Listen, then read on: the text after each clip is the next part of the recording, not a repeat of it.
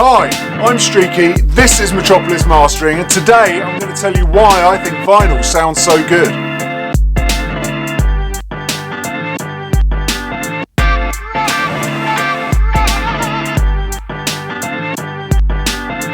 So before I get going today, have you got any copyright-free music that I can use for these videos? My videos get between 1 and 25,000 hits. These are quite tailored towards music industry professionals, so your music will get exposure. I'll also link you up in the description to your SoundCloud or whatever site you want. Just please send me any music you've got. Don't care on the genre really, just anything you've got that's copyright-free that I can use on the videos. One of the main reasons why vinyl sounds so good is because it goes through a lot of analog processing to be able to put the sound that you've had on a digital format onto a disc. You have to go through a desk like this, and then you go through the cutter amps on the lathe, and you go through the lathe head itself. It's then pressed onto a lacquer, which then is reproduced on another analog system, and then that is down to you on how good your conversion is at that point.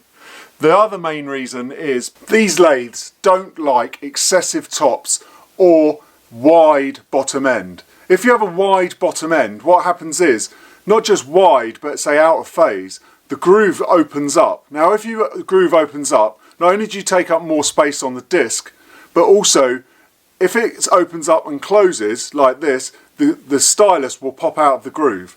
So what mastering engineers do when they're cutting to vinyl is they usually mono the low end, just to keep the groove nice and tight. So what that means is you end up with a very middle, a very central mono bass, which makes the tune sound really tight. And then because the lathe doesn't like excessive high end, so it can't cut it, because when you cut high end, what happens is it goes very quick.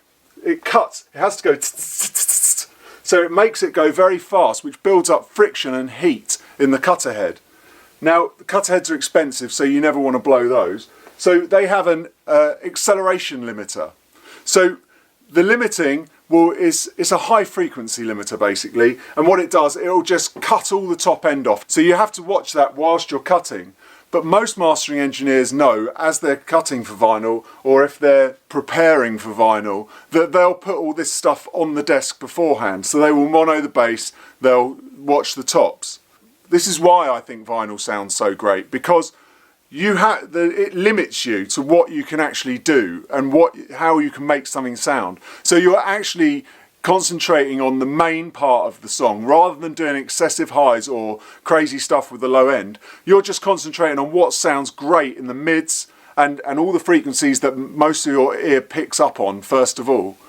And that's why I also believe is why all the top mastering guys in this country and America they've come from a vinyl cutting background. So they've learnt on a lathe, or a lot of them are old guys, so they've been going way before the 80s when digital first started coming in.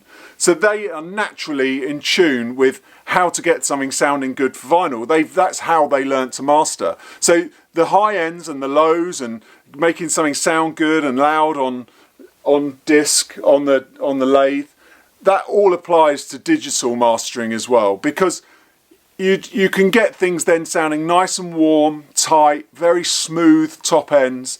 And that's why I think you'll find that these guys are the best in the world, because they've got the vinyl sound going on in their mind. So I think that is why vinyl sounds the way it does.